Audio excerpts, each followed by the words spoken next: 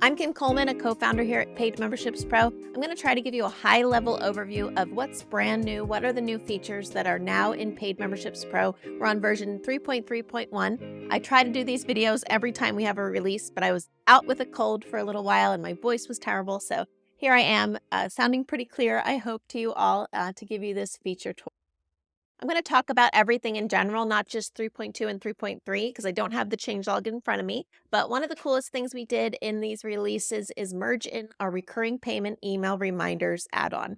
We did this for a few reasons, but mainly because it's the right ethical thing to do, and in some locations, legally required to send people a notice in email prior to them being charged for their recurring billing. So this was formerly a premium add-on. We brought it into the core plugin, so everyone who's using our open source product can get this feature for their membership site. You can customize or disable this email pretty easily, so I'm going to show you how to do that here.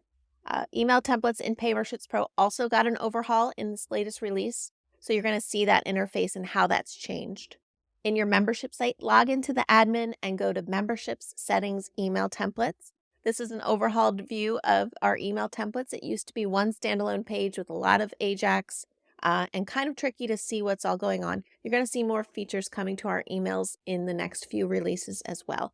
But this is an overview of all the email templates in your site, whether they are enabled or disabled. Some emails won't get sent just based on the settings in your site, but you can also manually disable them. So I'm trying to find the recurring payment reminder. That's this one here. If I click edit, you'll see that I can adjust the subject line. Your membership will renew soon. And then thank you for your membership. This is a reminder that it will automatically renew on the renewal date. That renewal date is the date that the next payment will be taken. So if someone's on a monthly membership and they paid you on the 1st of September, they would get this email a few days prior to the 1st of October. You can disable this email by checking this box if you just don't want people to get recurring payment reminders, but we do recommend you leave them on. It's the good, right thing to do. So that's recurring payments merged into Paid Memberships Pro. The next thing I want to show you is a new security feature in Paid Memberships Pro. You'll see here we have this security screen. This was added in a previous version of Paid Memberships Pro. We now support reCAPTCHA and Cloudflare turnstiles. These are both free CAPTCHAs that show, kind of do some validation that the person completing checkout is a real human. It's based on either Google's logic to detect that or Cloudflare turnstile. Both free to use. To enable it, you would just set use Cloudflare turnstile to yes and enter your keys. These are testing keys that Cloudflare turnstile enables, but I added them to the site just so we can see what this is going to look like on the site. So it's shown on your checkout page. Let's go to a checkout page and I'll show you an example of what that turnstile looks like. It's shown right here. This one validated successfully. It may show an interactive CAPTCHA where people need to check a box to validate their humanity. It really is logic that we don't determine. It's determined by Cloudflare and their ability to validate that someone is a real human being completing checkout on your site. The next thing I want to show you is a movement toward better support for international membership sites where the orders have some more requirements related to the address. So if you are in your admin, go to Settings, Memberships Settings Advanced. You'll see a new section here for business address, for business settings. So if you complete this field, this information is currently going to be used on their orders on the front end of the site. That's the current place it'll be shown.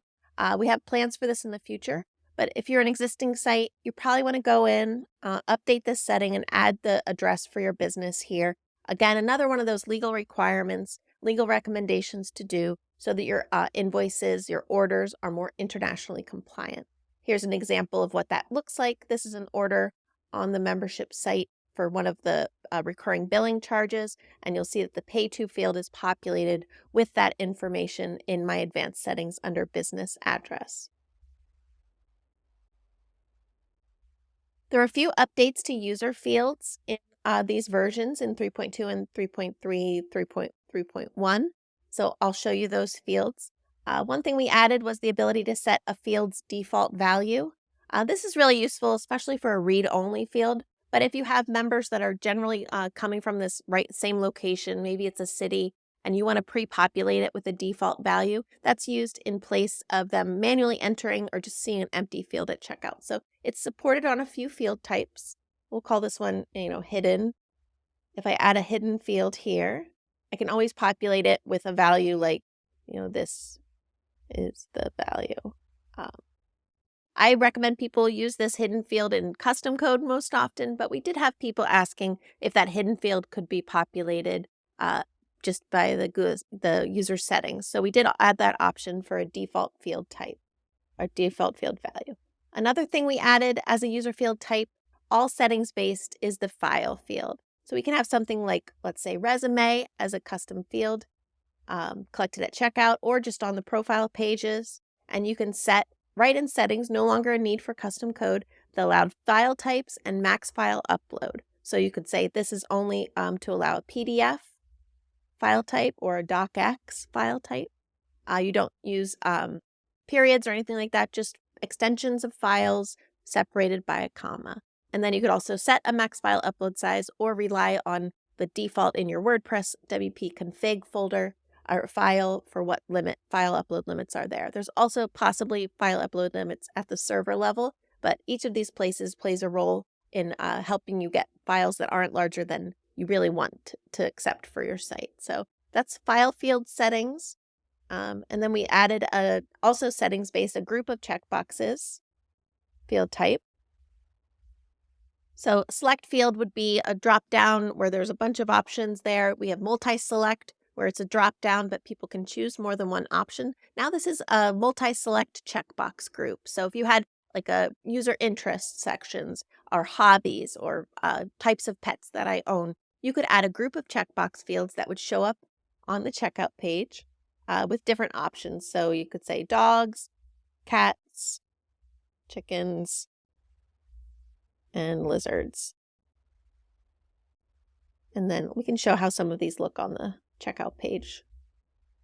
Cool. All right, those are showing and for all levels. So let's look at these custom user fields we just added on our front of our site. We have two text fields. We also have this file field for a resume. And then we have a group of checkboxes with where people can make multiple selections. So it's different than other types of fields. A plain checkbox field would just be one checkbox, maybe an opt-in or opt-out of something. Radio fields where you can only make one selection among the group. Yes, no, true, false. And then a group of checkboxes where you want all of the options visible and people can select as many as they desire within that checkbox group. Okay, I have my list here on the side. The next thing we added is a new setting on discount codes to let them be one use per user. So I'll go over the different limits on discount codes. We do have the code's name, which is what people would use at checkout, the value of the discount code, the start and end date, and then you have two options for limits now. Limiting the total uses of the code, which would be across all orders in your membership site. How many times can the code be used? You could say this is a limit time code. We have 10 people can claim it. Hurry up, claim that code. And now we also support a limit per user. So as I'm logged into the site as my name, Kim, I can only use this discount code once. So maybe it applies to two different levels. Maybe you're worried about people, keeping on checking out every month to get that first month discount on a membership level. You now have the ability to limit per user, one use per unique user. There's still ways for people to get around this. They can create additional user accounts with different email addresses and claim that code again. But you're getting a little bit tighter control without having to use any custom code by limiting discounts codes in this way. The last thing I want to feature is the new view of subscriptions in the admin of the site. So this data and the way that this data is tracked was included in Paid Memberships Pro 3.0. Maybe take a look. We'll put a link to that feature reel and some videos we did about the 3.0 launch in the description of this video. But in 3.0, we added the tracking of subscriptions within your membership site, kind of separate of just orders and separate of memberships, which are really based on what access people have. Subscriptions are what billing agreements people have with you. So now we have a view of all of the subscriptions in the site. My favorite way to use this is to locate issues and errors, because if there are any, you'll see those errors in the site. But it gives you a great view at an overhead of the people that are paying you on a recurring basis. And then you can still click through to view individual subscriptions, just like we did in the past with the 3.0 and higher versions. We expanded on the ability to edit a subscription, now offering you to change the user it's associated with in case that information was missing or incorrect, or you needed to create a new user. And then you also have that ability to adjust the membership level, which was existing before. Just like before, if you were using Stripe, you can click a button to sync a subscription with your payment gateway or cancel it right from here. We also added the ability to link subscriptions that might not be attached to users right here from the Edit Member screen. So if you're editing a member and they don't have a subscription but should, you can link that information by clicking Link Subscription and populating this with some information from your gateway about the subscription in the site. So those are all the features I wanted to highlight. Recurring payment email reminders merged into core, better security settings through another option for CAPTCHA at checkout. We got awesome new user field settings that you can do without code, the new subscriptions view, which is really cool, and updates to the orders and invoices for billing address and pay to address for your business. So lots of good stuff. We're going to keep iterating. I appreciate that you watched this feature tour. We have videos coming about individual pieces that I've shown here, and the documentation is slowly being updated. Maybe it's entirely updated because Sam is that awesome to all these new features within our site. So I know I go fast.